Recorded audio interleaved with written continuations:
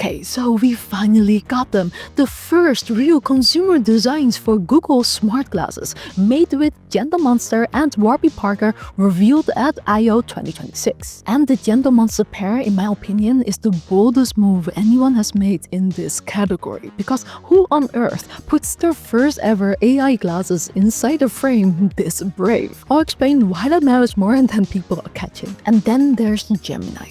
The Gemini in this is not the Gemini I tried last year. It went from what's in front of me to remembering your usual coffee order and placing it for you automatically while you're walking. I also got to try the Android XR display glasses again on the show floor, and there are some really cool new features I wasn't expecting, so let's get into all of it. Quick context. At I/O last year, all we got were prototypes, reference designs, no launch date or real product. This year, that changed. We have actual consumer frames, a confirmed fall launch, and two of the most respected names in eyewear behind them. But here's the twist worth flagging. These first two pairs, the ones launching this fall, are audio only, so no screen in your lens, just Gemini in your ear and a camera on your face. And honestly, that's where my opinion gets a little complicated, because I was personally hoping for the final display design review and we didn't get it. I'm honestly still figuring out how I feel about that. There are reasons it might be smart, reasons it might be a step backward. We'll come back to that at the end. But here's something from the announcement that's a bigger deal than it sounds. These glasses work with iPhones. Google could have made these Galaxy exclusive. They didn't. Gemini is positioned as a cross-platform service, not a Samsung feature, and the glasses follow that same logic, which makes sense when you remember that roughly half of the world's smartphones run iOS. Cutting that audience out would have been a pretty huge commercial mistake. But to me, the more interesting signal is this. Google is using the same playbook that made Android itself the dominant phone operating system. Just get it on everything, get it everywhere, and let other brands sell it for you. That's a long game, and these glasses are part of this Android XR move. Now I want to spend a real minute on the Gentle Monster pair, because in my opinion this is more important than people are getting. Just look at them. Glossy black, slightly cat eye, soft curved frames, dark tinted lenses. They look like a pair of designer sunglasses, the kind you would see in a Vogue editorial. They do not look tech at all. There is no chunky temple, obvious camera bulge, not a meta-style aviator vibe, just glasses. If you're not familiar with Gentle Monster, they're known for being really bold, almost rebellious, cyberpunk lines, collabs with games like Tekken, super sculptural shapes. I'm a huge fan. I own two pairs already, totally unsponsored, unfortunately, and honestly this is exactly what I was hoping for. It's still a bold design, it's just bold the way sunglasses are bold, not the way tech is bold. That's a really hard line to walk, and I think they nailed it. And this is the part I said matters more than people are catching. Most smart glasses today look like something only the tech guy in the family would wear, and that's the problem.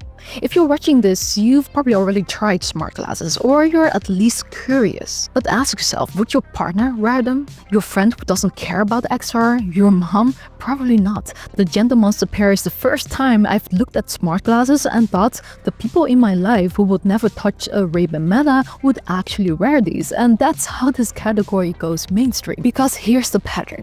New wearables don't win by being better gadgets, they win by being something people would have bought anyway that happens to be smart. And yeah, they might read a little feminine in this exact shape, but Gentle Monster has always been unisex, and this is just the first of a bigger collection. More shapes are coming. Now the Warby Parker pair is the more classic one. It's a round frame, but the top is slightly squared off, but the whole look is kind of softened. Personally, I would wear these to work. The Gentle Monster ones are more like going out glasses. Together, the two designs cover two very different people, and that's smart positioning. Fashion forward on one side, classic and approachable on the other.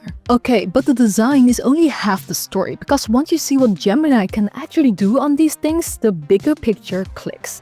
This isn't just a prettier Ray-Ban Meta, it's structurally different. I'll show you right after this. This part is sponsored by Photon. Photon is basically a 3D TikTok for your Quest headset. You open it up and you get this infinite scroll of spatial and 3D videos of cityscapes, nature stuff, over 100,000 videos in there. The feature I kept coming back to though is the 2D to 3D converter. You take any video like from your phone, upload it on their website or iOS app and watch it back in 3D on your Quest. I threw some of my own footage in there and was generally surprised how well it held up. They say it's one of the best 2D to 3D conversions out there, and from what I saw, that checks out. Honestly, 3D in VR is one of those things you instantly get because the depth feels real, not like the blurry 3D we used to have. There's also a spatial lighting mode where your room reacts to the colors and light of what you're watching. Sounds like a gimmick, but it seriously adds to that sense of presence. You get 10 minutes free every day to try it out, and after that it's $9.99 a month or $4.99 a month on the yearly plan. Check it out in the description. Alright, back to it. On stage, Google did a live demo with Nista wearing the Gentle Monster pair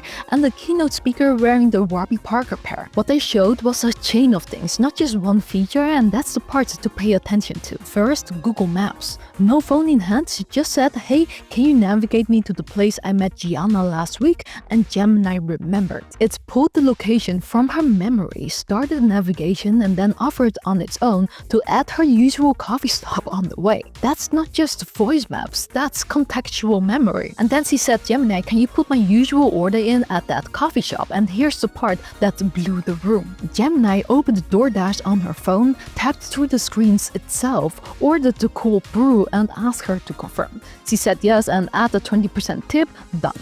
From her glasses. That's agentic. That's Gemini actually controlling third-party apps on your phone on your behalf. Then she asked it to catch her up on important messages.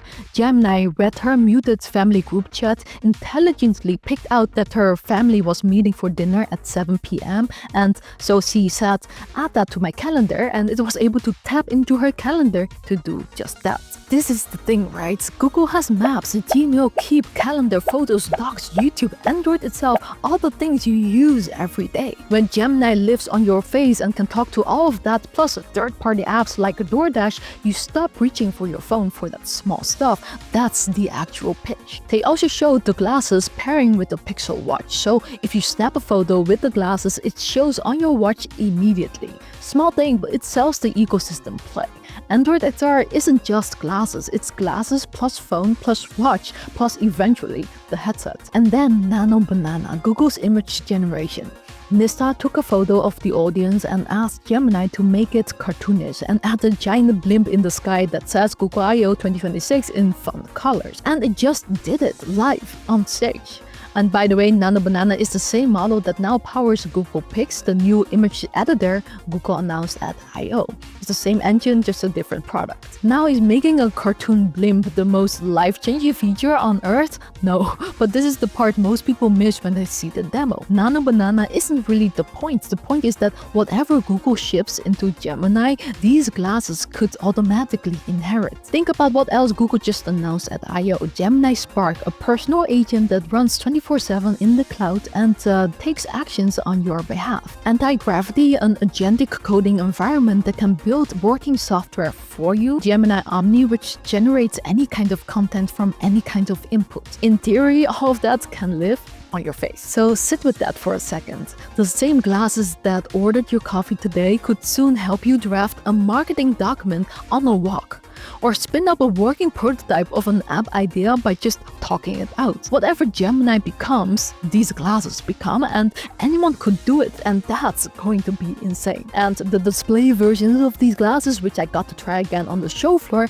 makes that feature feel a lot closer than I expected. So that's the audio pair, but I also got to try the latest Android XR display reference glasses on the show floor, and Gemini on those has changed a lot since I tried them at I/O 2025. So let me take you through that next, because there's one thing on the show floor I genuinely didn't see coming. You can build UI by talking to your glasses. Important caveat up front, these are still reference designs, not the final consumer product. The display versions will come later, but for now we don't know when or what they will look like.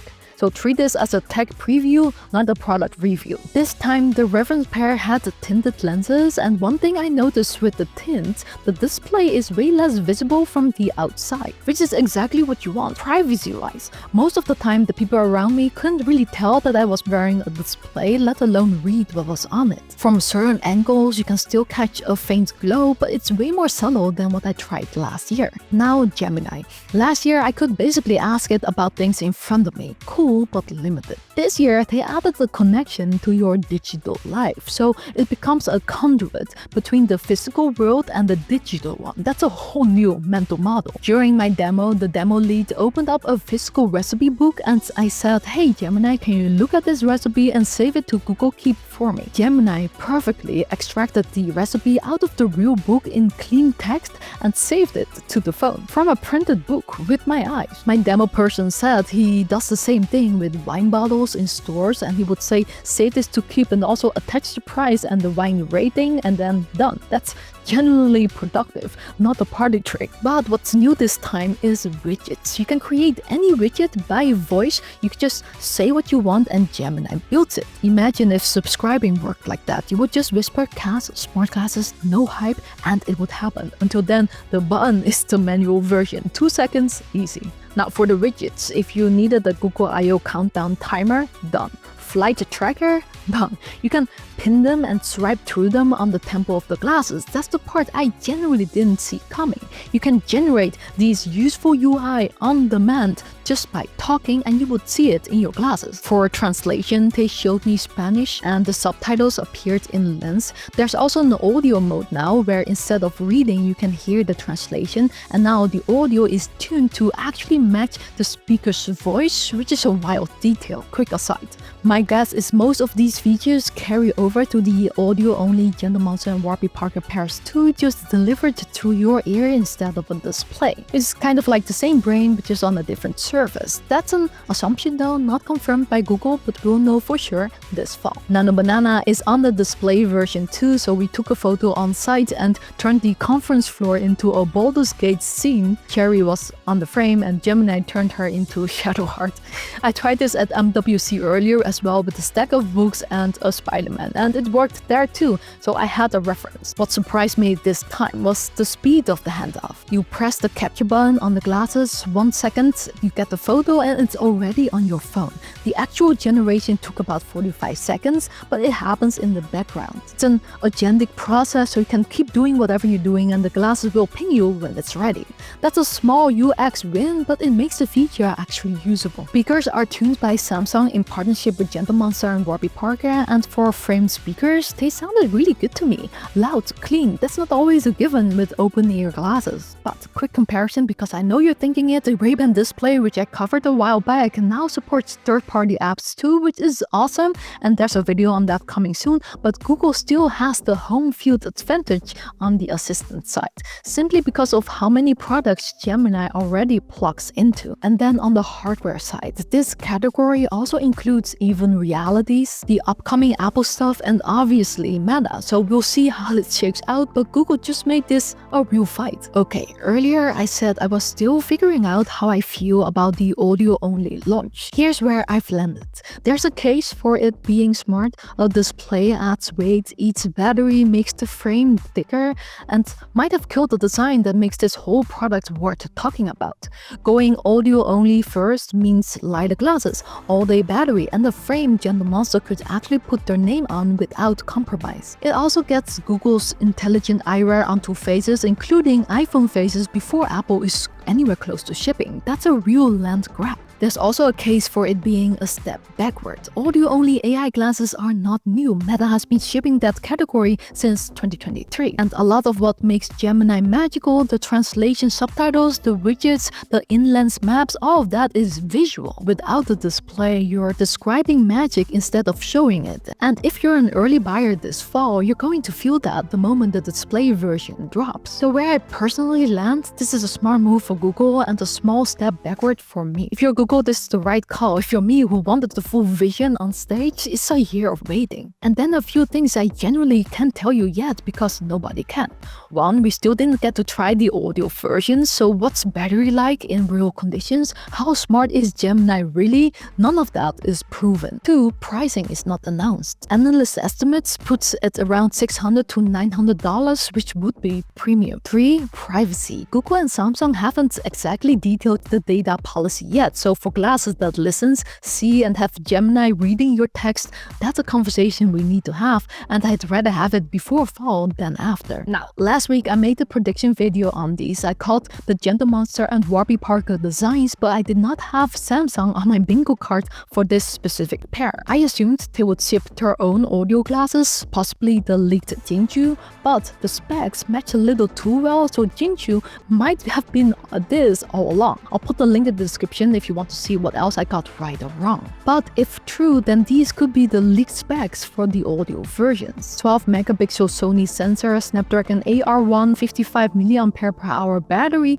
around 50 grams. But again, these are leaks reported by Android Authority, not confirmed, so take it with a grain of salt. But coming back to where we started, 1 year ago, Gemini could tell me what's in front of me. This year, it's ordering coffee on the walk, Gentle Monster put their name on the frame, and the category got a real fight on its hands. It would have been nicer if it went a bit faster, but still, it's a lot of ground in 12 months. Quick question for you though, are you the kind of person who would actually wear these? Hate or love it? Drop it in the comments. I've got a separate video coming up on Project Aura, the Android XR glasses that blurs the lines between VR and AR, so if that's interesting to you, it's worth sticking around. Until then, see you in the next one.